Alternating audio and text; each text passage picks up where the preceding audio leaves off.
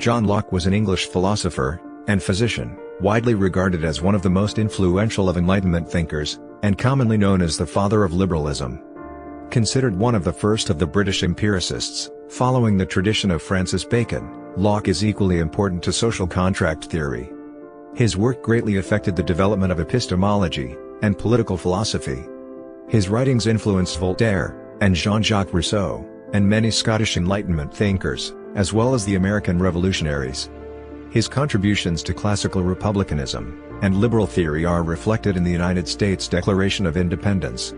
Internationally, Locke's political legal principles continue to have a profound influence on the theory and practice of limited representative government, and the protection of basic rights and freedoms under the rule of law.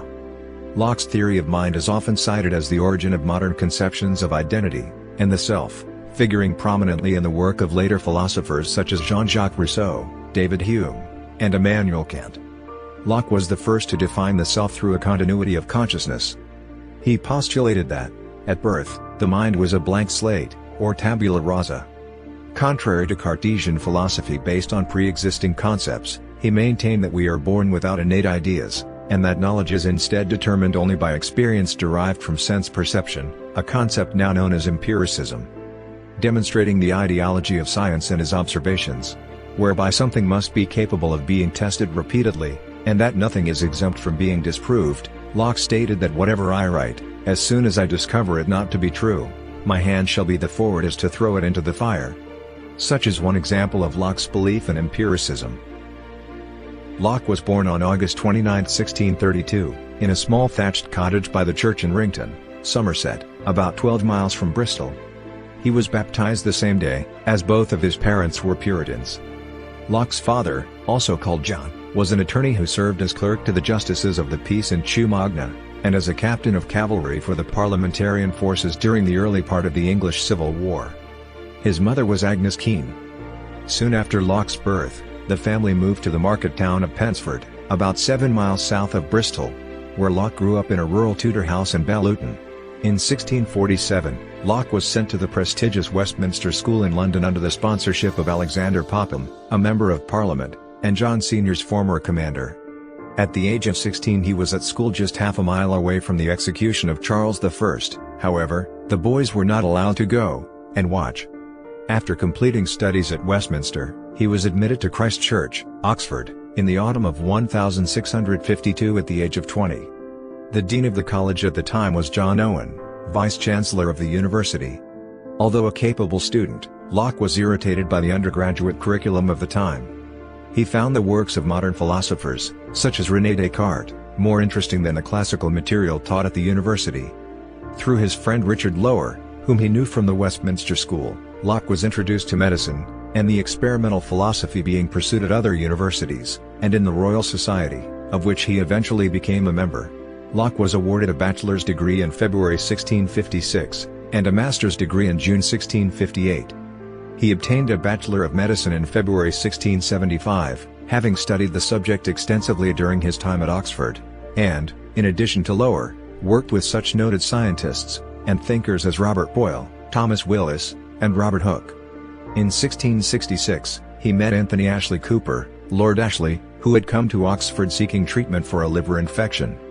Ashley was impressed with Locke, and persuaded him to become part of his retinue. Locke had been looking for a career, and in 1667 moved into Ashley's home at Exeter House in London, to serve as his personal physician.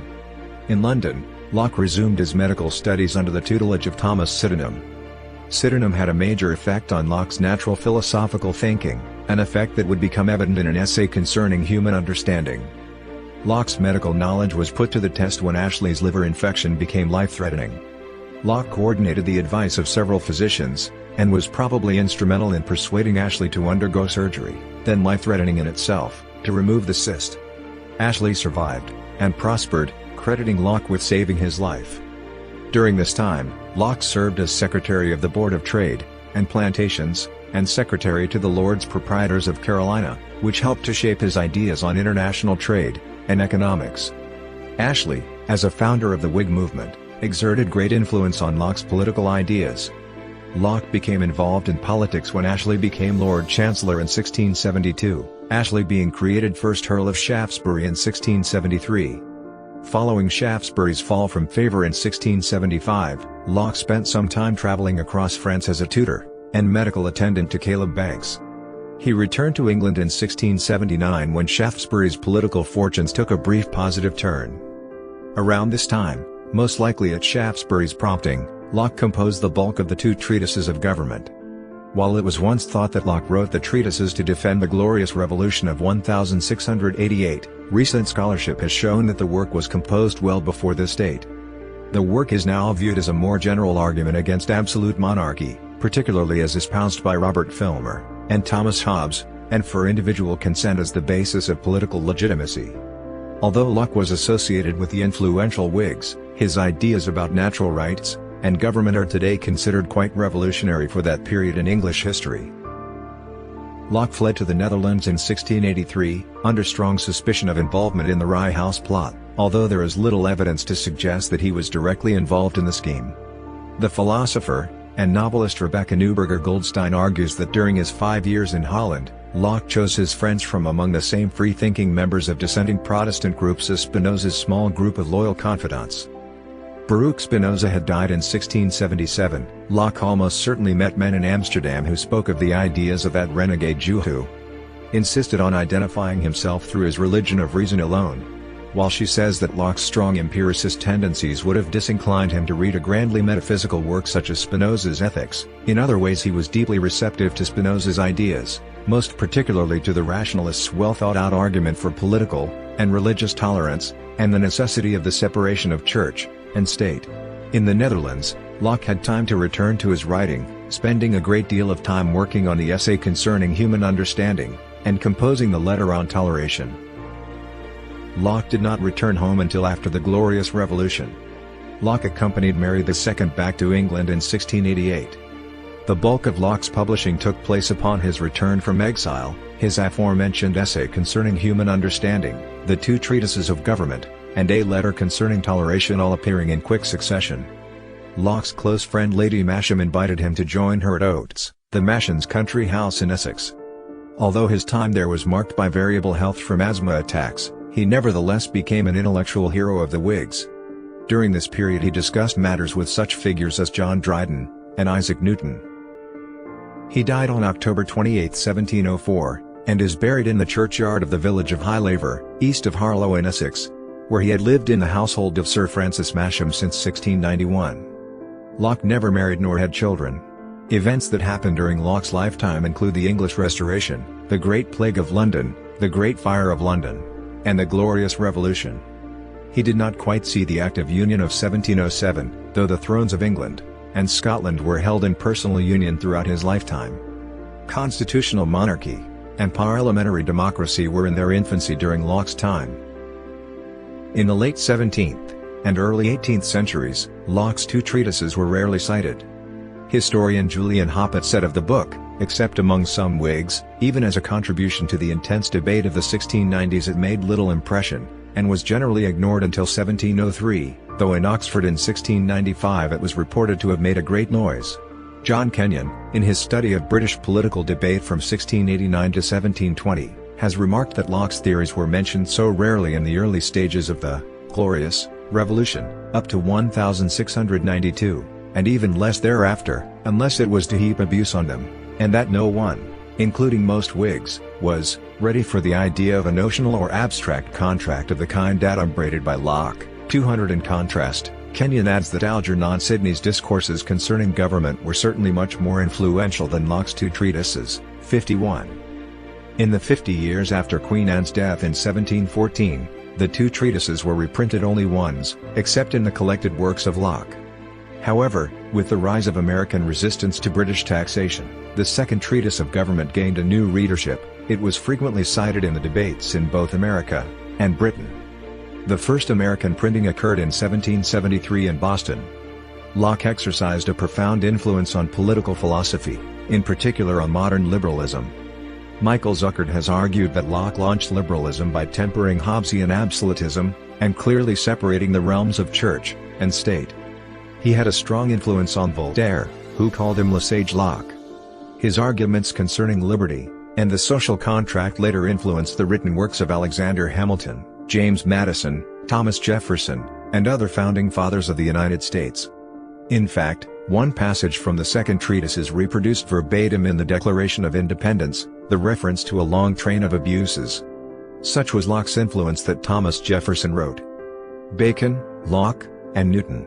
I consider them as the three greatest men that have ever lived, without any exception, and as having laid the foundation of those superstructures which have been raised in the physical and moral sciences." However, Locke's influence may have been even more profound in the realm of epistemology. Locke redefined subjectivity, or self, leading intellectual historians such as Charles Taylor and Gerald Seigel to argue that Locke's An Essay Concerning Human Understanding, 1689-90, marks the beginning of the modern Western conception of the self. Locke's theory of association heavily influenced the subject matter of modern psychology. At the time, Locke's recognition of two types of ideas, simple and complex, and, more importantly, their interaction through association, inspired other philosophers, such as David Hume and George Berkeley, to revise and expand this theory, and apply it to explain how humans gain knowledge in the physical world. Writing his Letters Concerning Toleration, 1689-1692, in the aftermath of the European Wars of Religion, Locke formulated a classic reasoning for religious tolerance, in which three arguments are central. Earthly judges, the state in particular, and human beings generally, cannot dependably evaluate the truth claims of competing religious standpoints. Even if they could, enforcing a single true religion would not have the desired effect, because belief cannot be compelled by violence. Coercing religious uniformity would lead to more social disorder than allowing diversity. With regard to his position on religious tolerance, Locke was influenced by Baptist theologians like John Smith and Thomas Helwys, who had published tracts demanding freedom of conscience in the early 17th century. Baptist theologian Roger Williams founded the colony of Rhode Island in 1636, where he combined a democratic constitution with unlimited religious freedom.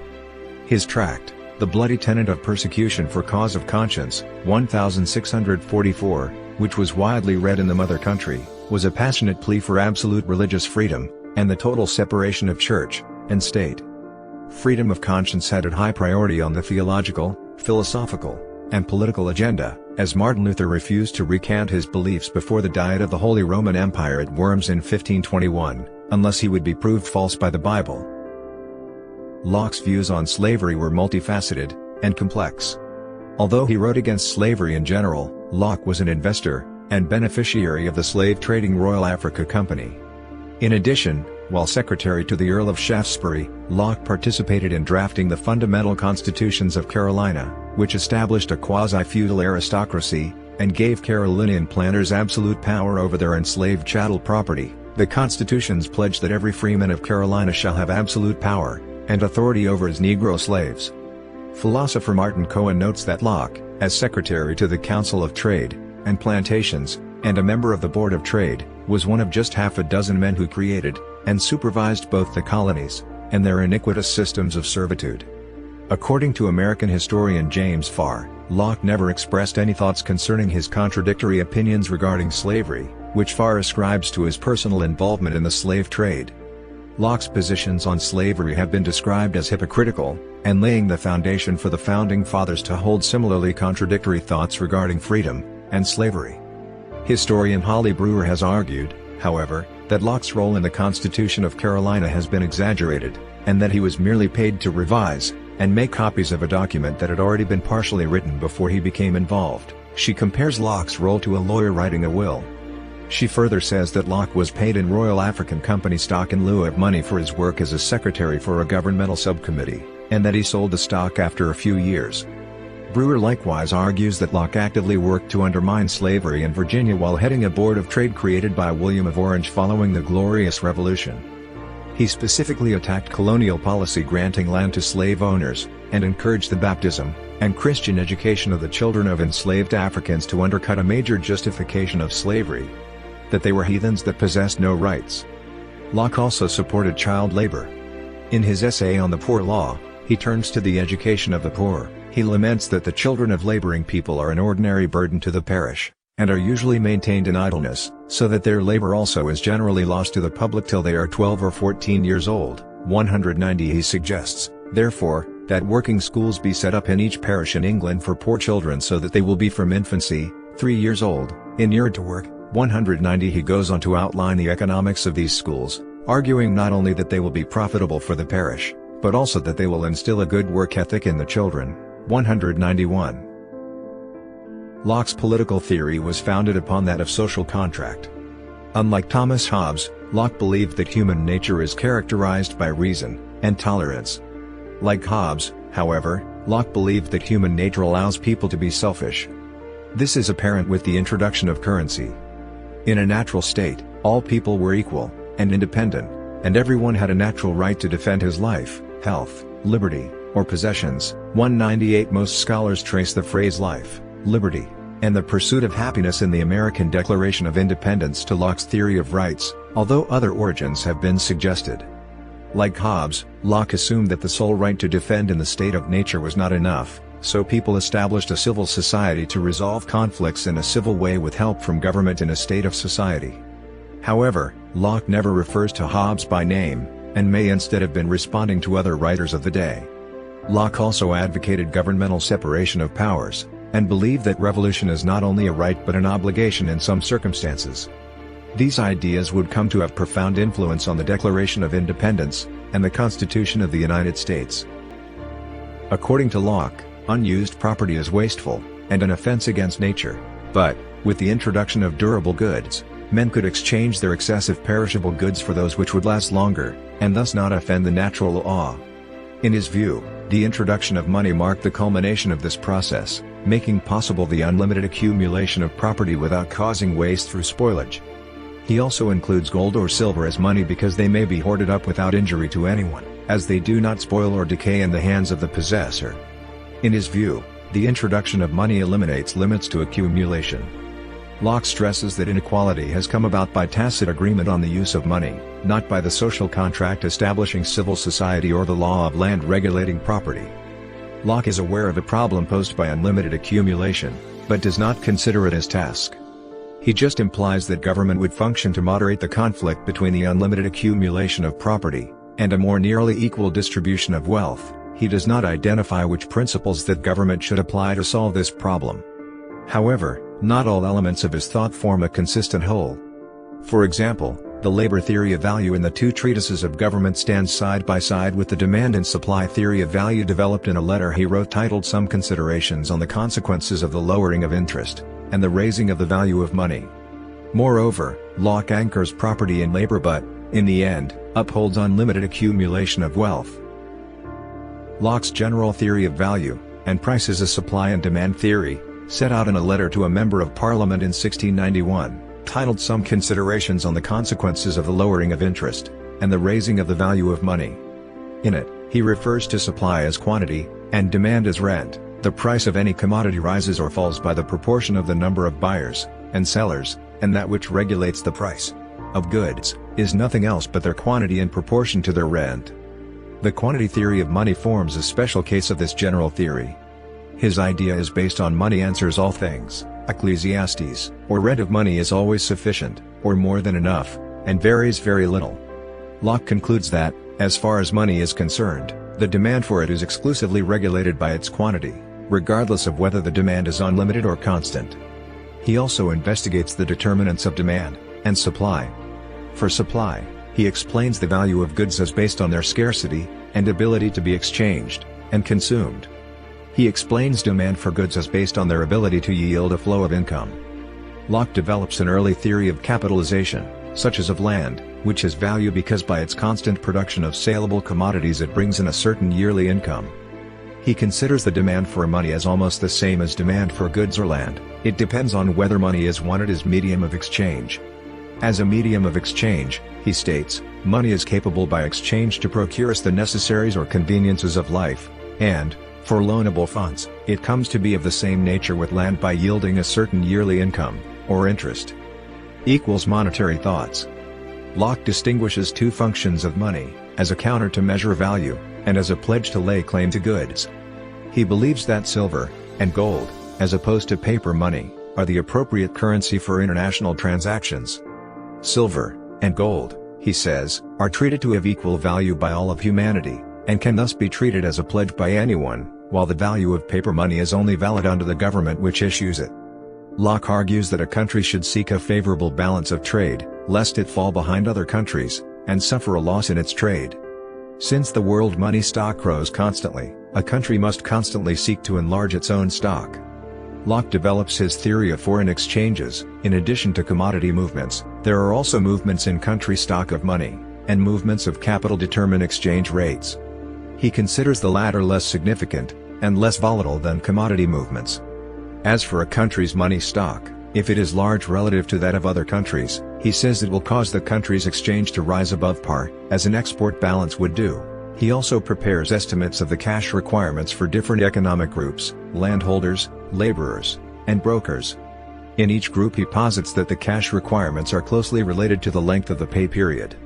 He argues the brokers, the middlemen, whose activities enlarge the monetary circuit, and whose profits eat into the earnings of laborers, and landholders, have a negative influence on both personal and the public economy to which they supposedly contribute.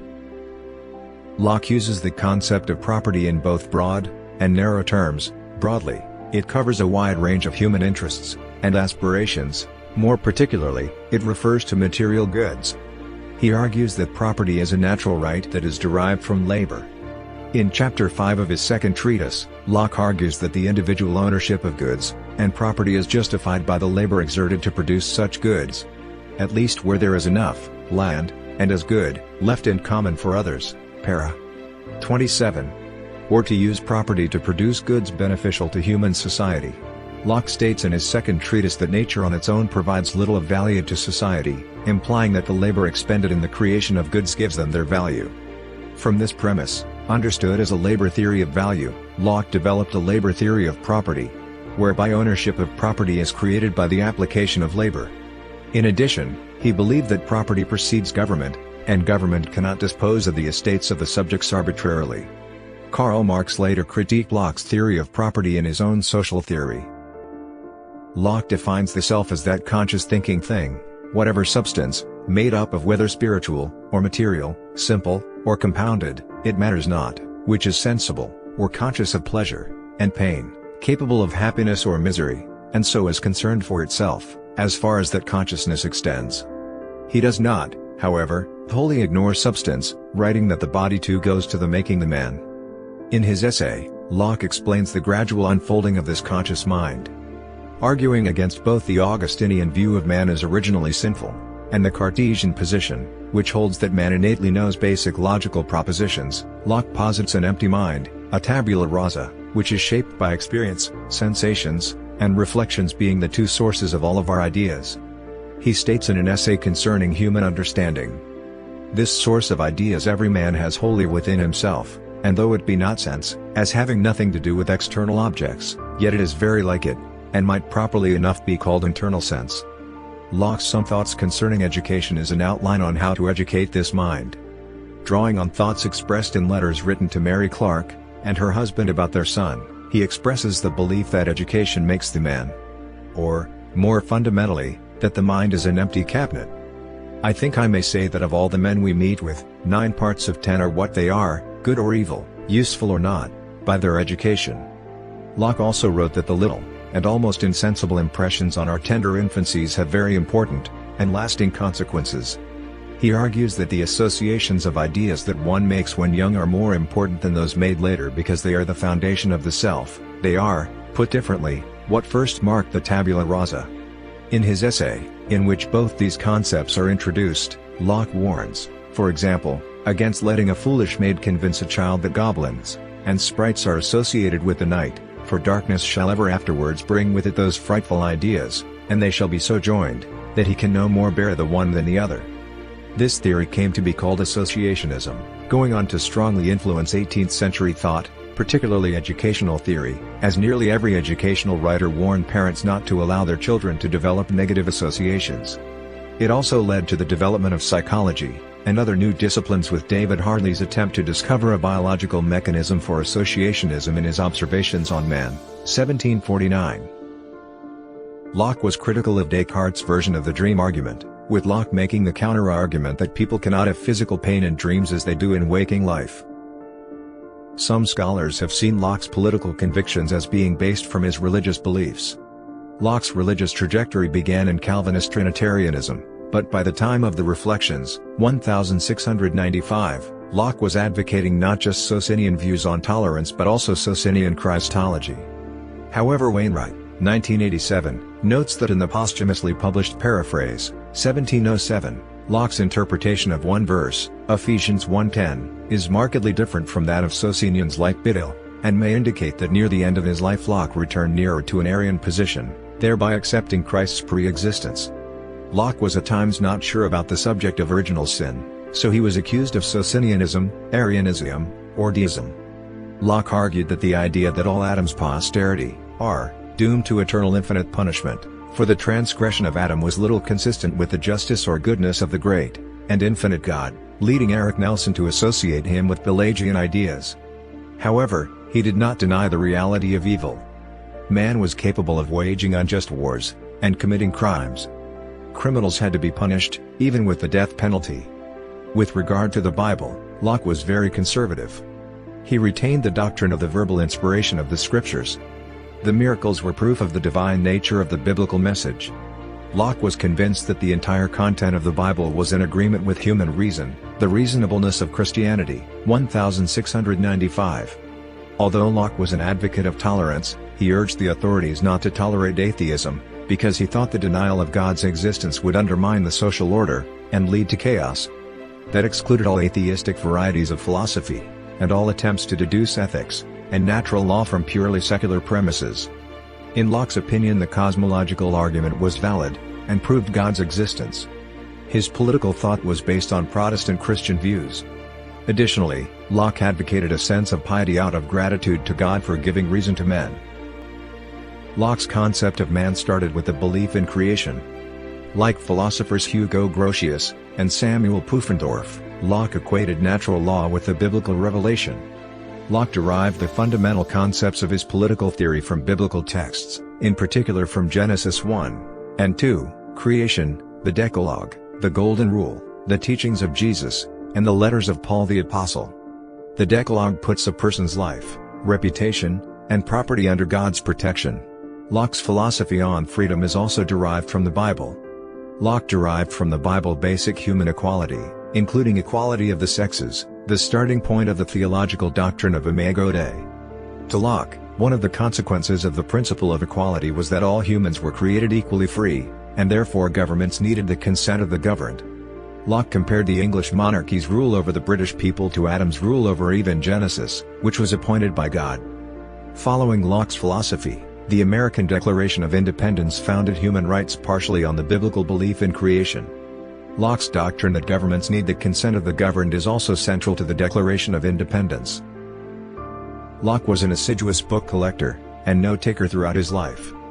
By his death in 1704, Locke had amassed a library of more than 3,000 books, a significant number in the 17th century. Unlike some of his contemporaries, Locke took care to catalogue and preserve his library, and his will made specific provisions for how his library was to be distributed after his death. Locke's will offered Lady Masham the choice of any 4 folios, 8 quartos, and 20 books of less volume, which she shall choose out of the books in my library. Locke also gave 6 titles to his good friend Anthony Collins, but Locke bequeathed the majority of his collection to his cousin Peter King, later Lord King, and to Lady Masham's son, Francis Cudworth Masham. Francis Masham was promised one moiety, half, of Locke's library when he reached the age of 21 years. The other moiety of Locke's books, along with his manuscripts, passed to his cousin King. Over the next 2 centuries, the Masham portion of Locke's library was dispersed. The manuscripts, and books left to King, however, remained with King's descendants, later the Earls of Lovelace, until most of the collection was bought by the Bodleian Library, Oxford in 1947. Another portion of the books Locke left to King was discovered by the collector and philanthropist Paul Mellon in 1951. Mellon supplemented this discovery with books from Locke's library which he bought privately, and in 1978, he transferred his collection to the Bodleian. The holdings in the Locke Room at the Bodleian have been a valuable resource for scholars interested in Locke, his philosophy, practices for information management, and the history of the book. Many of the books still contain Locke's signature, which he often made on the passdowns of his books. Many also include Locke's marginalia. The printed books in Locke's library reflected his various intellectual interests as well as his movements at different stages of his life. Locke traveled extensively in France and the Netherlands during the 1670s and 1680s, and during this time he acquired many books from the continent. Only half of the books in Locke's library were printed in England, while close to 40% came from France and the Netherlands. These books cover a wide range of subjects.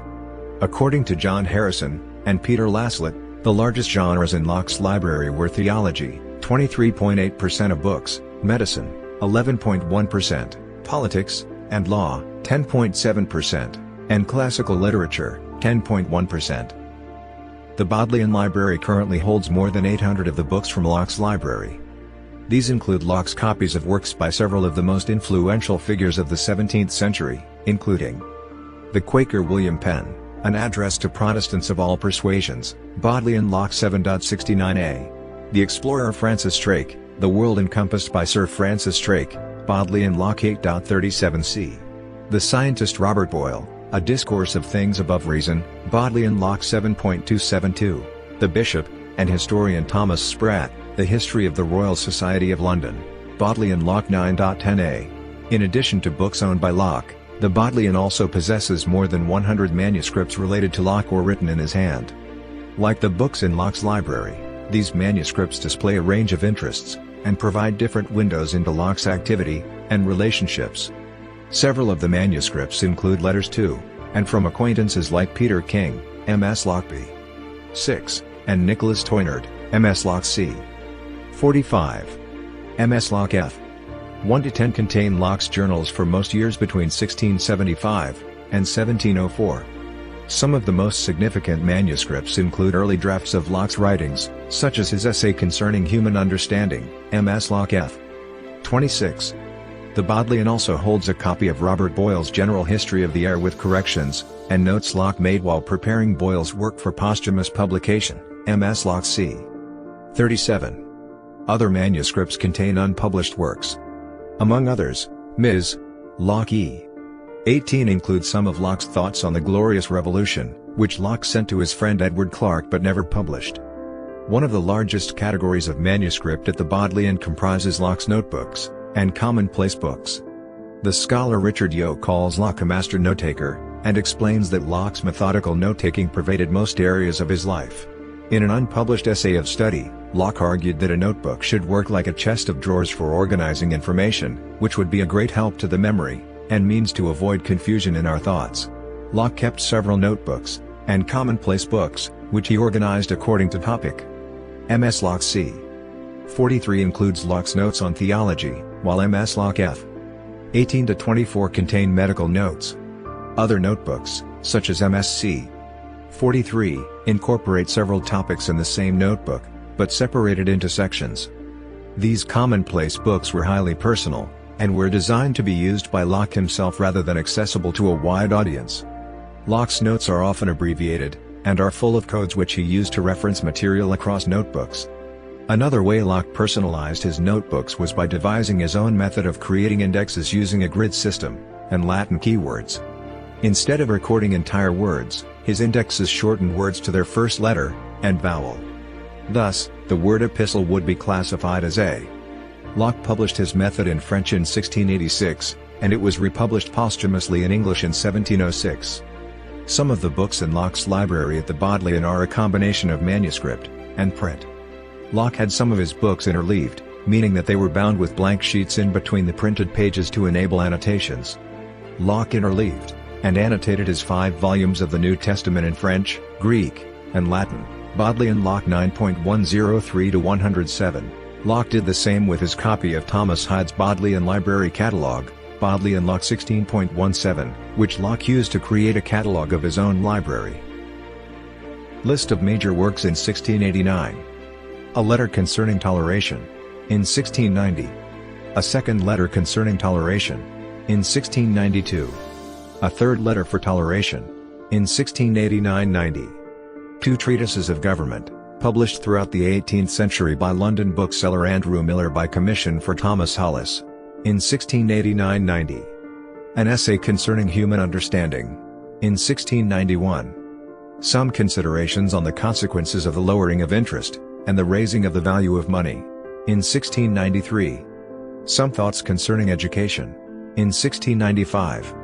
The reasonableness of Christianity, as delivered in the Scriptures, in 1695. A vindication of the reasonableness of Christianity, in 1660. First Tract of Government, or the English Tract, circa 1662. Second Tract of Government, or the Latin Tract, in 1664. Questions concerning the law of nature, in 1667. Essay concerning toleration, in 1706. Of the conduct of the understanding, in 1707. A paraphrase, and notes on the epistles of St. Paul to the Galatians, 1, and 2 Corinthians, Romans, Ephesians,